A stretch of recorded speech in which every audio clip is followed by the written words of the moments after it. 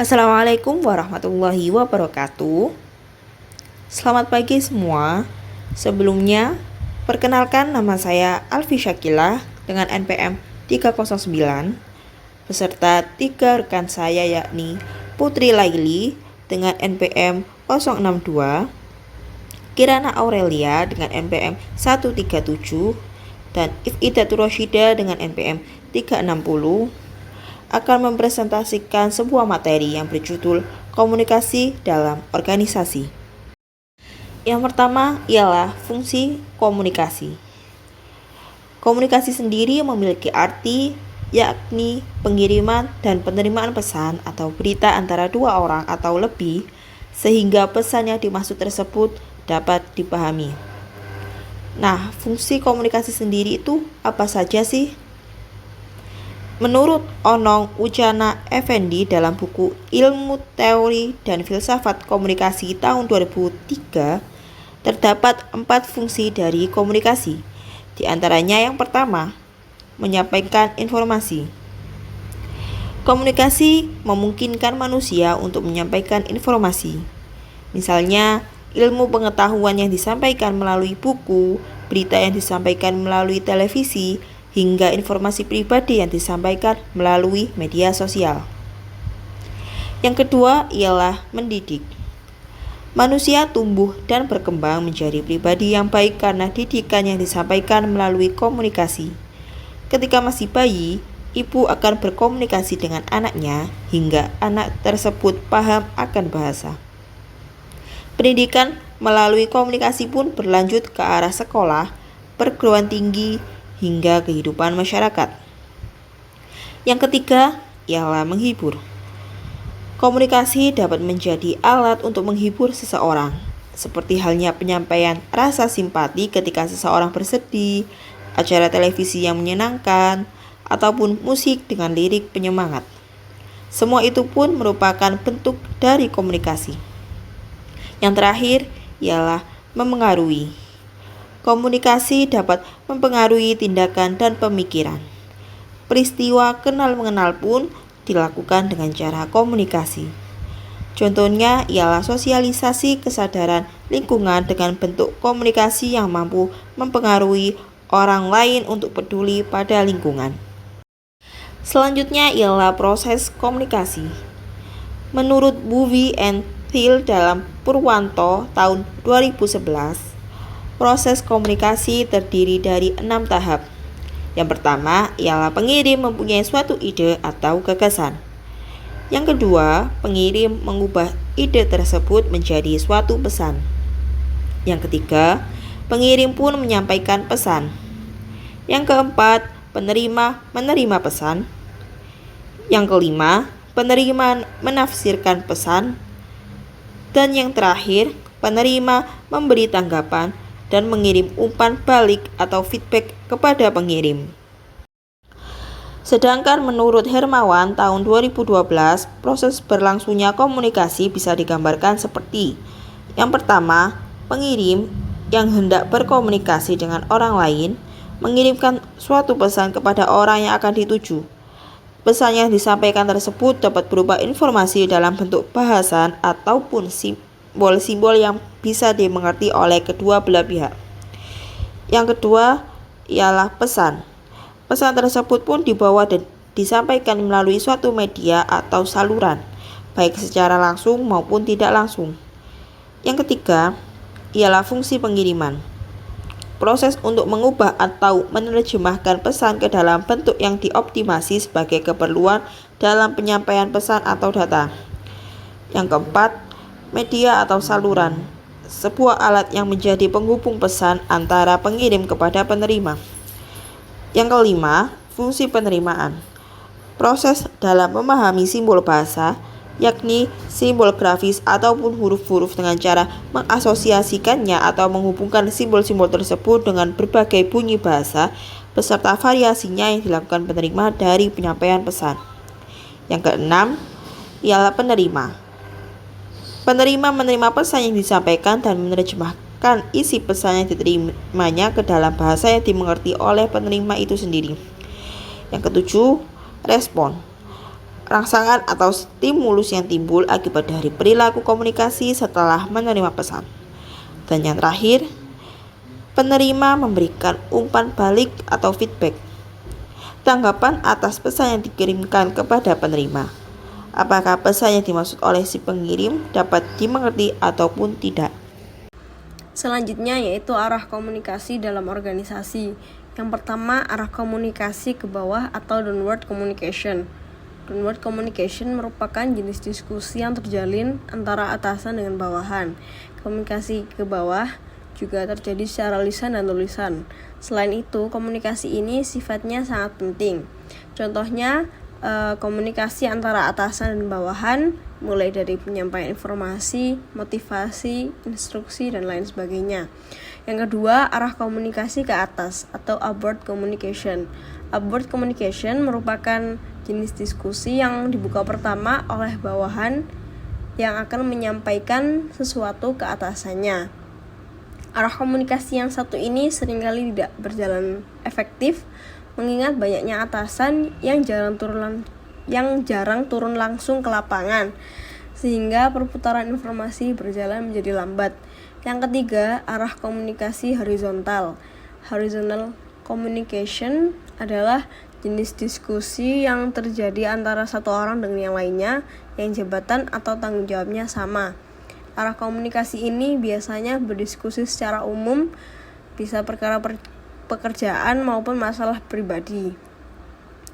Selain itu, arus pembicaraannya juga berupa menyampaikan informasi yang sebelumnya sudah sama-sama dimengerti. Contohnya, komunikasi antar karyawan.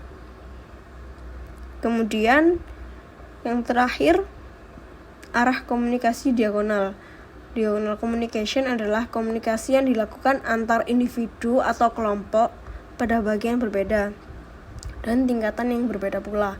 Diskusi yang terjalin sangat besar manfaatnya karena hubungan antar departemen mempunyai ikatan dan ketergantungan yang erat. Itulah mengapa jenis komunikasi diagonal ini pasti berlaku penting pada perusahaan berskala besar. Selanjutnya, jaringan dalam kelompok. Struktur jaringan komunikasi kelompok merupakan suatu struktur saluran di mana suatu informasi melewatinya dari individu satu ke individu lainnya. Jaringan tersebut mengandung alur informasi dan mencerminkan interaksi formal antar anggota kelompok. Menurut DeVito, tahun 1997, suatu jaringan lebih menekankan pada struktur jaringan komunikasi yang terjadi dalam kelompok atau organisasi. Menurut DeVito, jaringan komunikasi ini dibagi menjadi 5 struktur. Yang pertama, jaringan komunikasi lingkaran. Pada jaringan ini, setiap individu hanya dapat berkomunikasi dengan 2 orang anggota lain di sisinya. Hal itu dapat dikatakan bahwa dalam sebuah organisasi tersebut tidak memiliki pimpinan, sehingga semua anggota memiliki posisi dan wewenang yang sama. Yang kedua, jaringan komunikasi roda. Dalam jaringan ini, sebuah kelompok atau organisasi memiliki pimpinan yang jelas. Jaringan komunikasi roda dapat memasukkan satu orang yang berkomunikasi dengan masing-masing dari sejumlah orang lainnya, yaitu pimpinan. Seorang pimpinan mempunyai wewenang dan kekuasaan penuh untuk mempengaruhi anggotanya. Penyelesaian masalah dalam struktur roda ini bisa dibilang cukup efektif, tetapi hanya mencakup masalah yang sederhana saja. Yang ketiga, jaringan komunikasi Y. Jaringan komunikasi ini memasukkan 2 orang sentral yang menyampaikan informasi kepada yang lainnya pada batas luar suatu pengelompokan. Pada jaringan ini, sejumlah saluran terbuka diberi batas dan komunikasi bersifat desentralisasi atau dipusatkan. Dalam jaringan ini juga terdapat pimpinan yang jelas, tetapi semua anggota lain berperan sebagai pimpinan kedua. Yang keempat, jaringan komunikasi rantai. Struktur jaringan rantai dikenal dengan komunikasi sistem arus ke atas, upward, dan sistem arus ke bawah. downward, yang berarti menganut hubungan komunikasi garis langsung baik ke atas maupun ke bawah tanpa terjadi suatu penyimpangan. Jaringan komunikasi rantai sama dengan jaringan lingkaran, tetapi para anggota yang paling ujung hanya dapat berkomunikasi dengan satu orang saja. Dalam struktur ini, sejumlah saluran terbuka juga dibatasi. Orang hanya dapat secara resmi berkomunikasi dengan orang tertentu saja. Dan yang terakhir, jaringan komunikasi bintang. Struktur jaringan bintang hampir sama dengan struktur lingkaran, yang berarti semua anggota adalah sama dan memiliki wewenang yang sama. Seluruh jaringan pinwheel terbuka, jadi setiap orang dapat berkomunikasi dengan anggota lainnya. Jaringan ini merupakan jaringan struktur yang terpusat. Struktur desentralisasi atau terpusat dapat lebih efektif untuk memecahkan sebuah masalah secara kreatif dan lebih bagus untuk pergerakan informasi secara cepat. Pada slide selanjutnya, kita akan membahas mengenai model komunikasi. Dalam melakukan komunikasi organisasi, menurut Stewart, L. Tubbs, dan Sylvia Moss dalam Human Communication menguraikan adanya 3 model dalam komunikasi, yaitu yang pertama, model komunikasi linear, atau disebut dengan one-way communication. Dalam model ini, komunikator memberikan suatu stimuli dan komunikan melakukan respon yang diharapkan tanpa mengadakan seleksi dan interpretasi. Komunikasinya bersifat monolog. Untuk yang kedua, yaitu model komunikasi interaksional. Sebagai kelanjutan dari model yang pertama, pada tahap ini sudah terjadi feedback atau umpan balik. Komunikasi yang berlangsung bersifat dua arah dan ada dialog, di mana setiap partisipan memiliki peran ganda, dalam arti pada saat bertindak sebagai komunikator, pada saat yang lain bertindak sebagai komunikan. Yang terakhir, yaitu yang ketiga, model komunikasi transaksional. Dalam model ini, komunikasi hanya dapat dipahami dalam konteks hubungan atau relationship antara dua orang atau lebih. Pandangan ini menekankan bahwa semua perilaku adalah komunikatif. Tidak ada satupun yang tidak dapat dikomunikasikan. Selanjutnya, kita akan membahas mengenai metode komunikasi organisasi. Yang pertama, yaitu komunikasi tertulis. Komunikasi tertulis adalah salah satu cara berkomunikasi yang memindahkan pesan atau informasi secara tertulis dari satu sumber dan dikirimkan atau dialihkan kepada pihak penerima. Lazimnya, komunikasi tertulis dilakukan melalui surat menyurat. Jika surat menyurat pribadi itu ada ragamnya, demikian pula komunikasi tertulis dalam organisasi. Cara-cara berkomunikasi tertulis dalam organisasi biasanya mempunyai standar tertentu yang diterapkan sebagai ciri khas dari sebuah organisasi. Cara-cara tersebut ditunjukkan dalam tata aturan surat menyurat, laporan, memo, dan formulir yang dikeluarkan oleh suatu organisasi. Berikutnya yang kedua, yaitu komunikasi lisan. Komunikasi lisan merupakan cara berkomunikasi tatap muka yang biasa dilakukan dalam organisasi.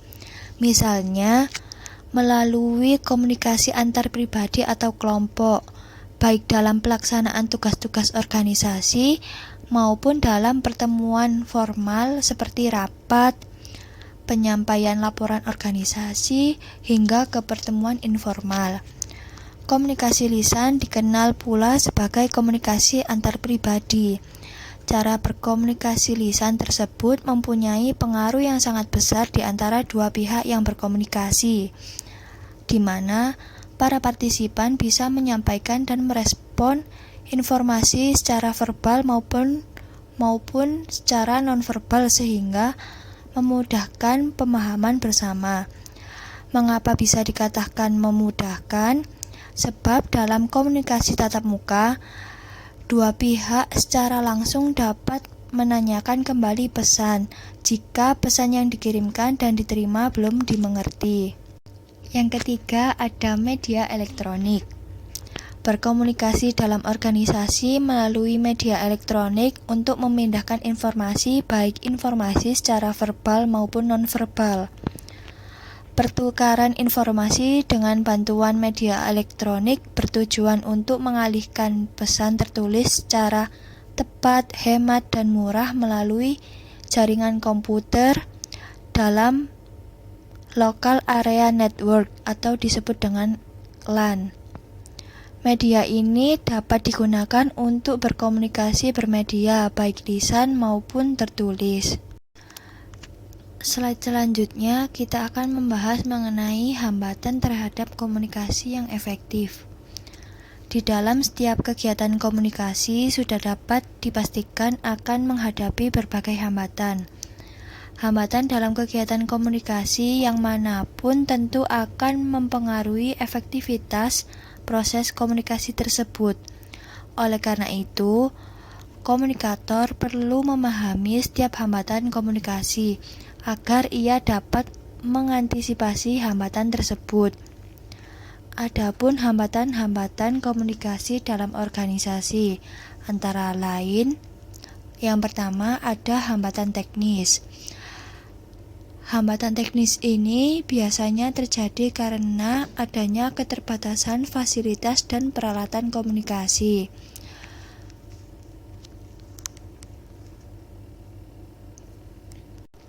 Menurut dalam bukunya Cruden dan Sherman Personal Management, jenis hambatan teknis dari komunikasi bisa terjadi karena tidak adanya rencana atau prosedur kerja yang jelas, kurangnya informasi atau penjelasan, kurangnya keterampilan membaca, dan pemilihan media atau saluran yang kurang tepat. Untuk yang kedua, yaitu hambatan semantik. Gangguan semantik menjadi hambatan dalam proses penyampaian secara efektif. Definisi semantik sebagai studi idea atas pengertian yang diungkapkan lewat bahasa. Kata-kata dapat membantu proses pertukaran timbal balik antara komunikator dan komunikan, tetapi seringkali proses penafsirannya keliru.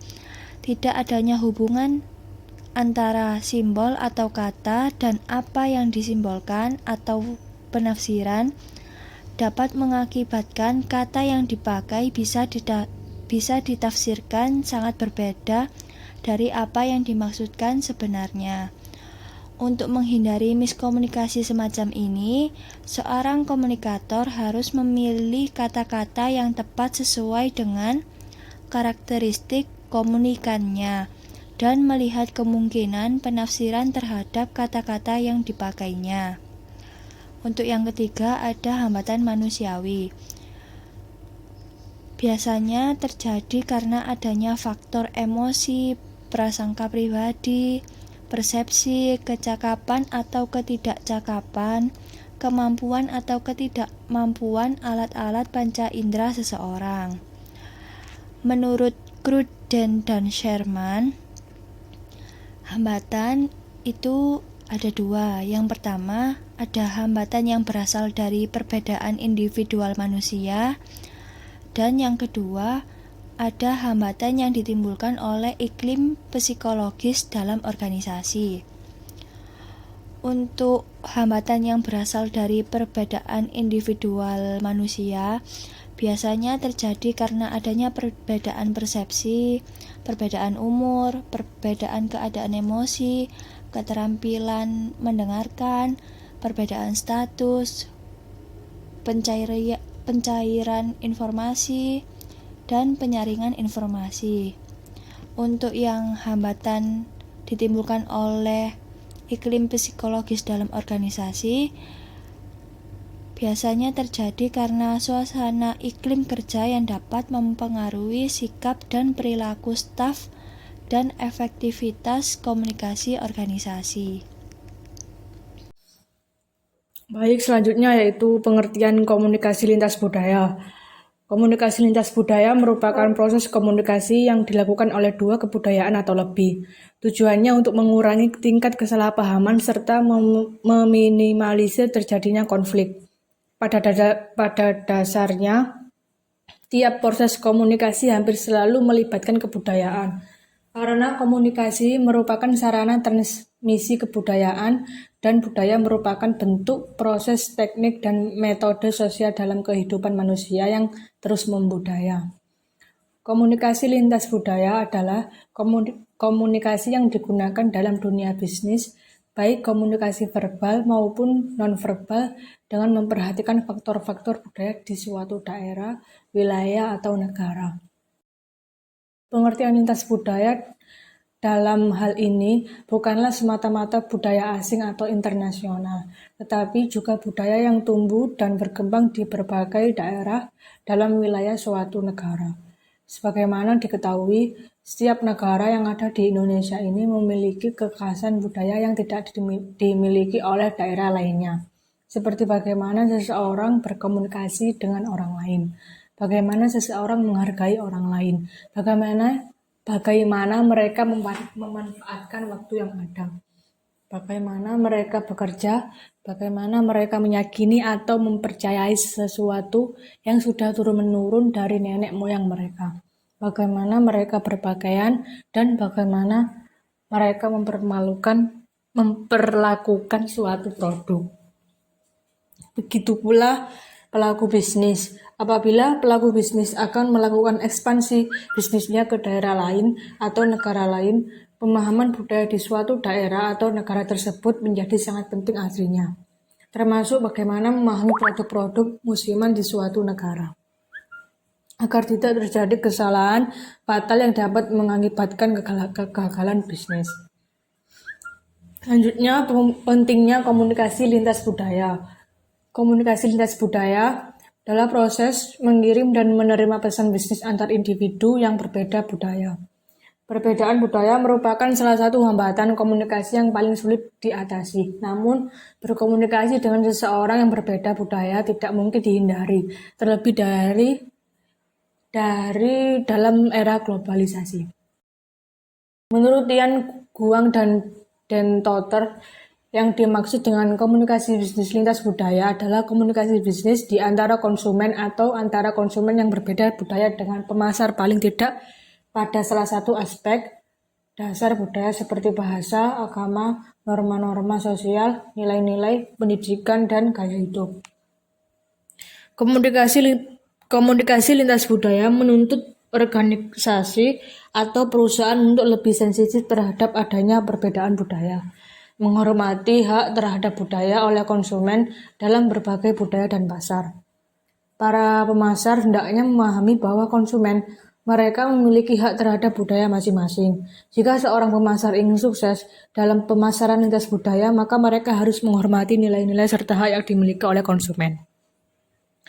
Perusahaan keluarga atau tertutup telah banyak berubah menjadi perusahaan terbuka. Perusahaan lokal dan nasional telah berkembang menjadi multinational company atau MNC yang berskala internasional. Meningkatnya kerjasama perdagangan dan berkurangnya halangan untuk memasuki pasar akan memperluas arena perdagangan internasional. Contoh kerjasama perdagangan global adalah WTO, AFTA, dan NAFTA. Operasi global akan meningkatkan kebutuhan untuk berkomunikasi dengan budaya asing, baik berada di negara sendiri maupun di negara asing. Tetap ada kemungkinan untuk berkomunikasi dengan seseorang dengan berbagai latar belakang budaya dan bahasa. Interaksi lintas budaya terjadi dalam komunikasi internal maupun eksternal perusahaan. Dalam komunikasi internal akan terjadi interaksi antar pekerja yang berasal dari berbagai bangsa dan suku bangsa. Sementara dalam komunikasi eksternal, perusahaan akan berhadapan dengan pelanggan, pemasok, investor, dan pesaing dari berbagai negara. Untuk mempermudah komunikasi, pekerja tidak hanya dituntut mampu menggunakan bahasa yang berlaku secara internasional, tapi juga meningkatkan pemahaman terhadap budaya asing.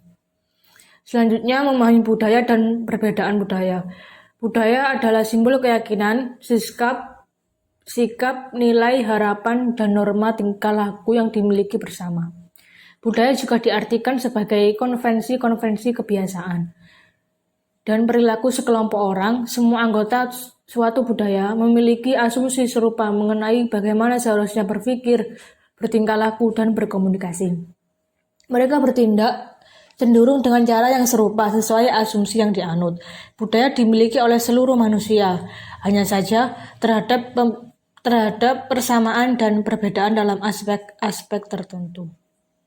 Setiap manusia menganut budayanya sendiri-sendiri. Budaya memengaruhi seseorang sejak dalam kandungan sampai meninggal dunia. Bahkan perlakuan setelah meninggal dunia pun dipengaruhi oleh budaya. Komunikasi lintas budaya terjadi dalam berbagai situasi yang berkisar dari interaksi antara orang-orang yang budayanya berbeda secara ekstrim hingga dalam interaksi antara orang-orang yang budayanya sama. Tetapi subbudayanya atau subkelompok budayanya berbeda. Besarnya perbedaan antara budaya yang satu dengan yang lain tergantung pada tingkat keunikan masing-masing.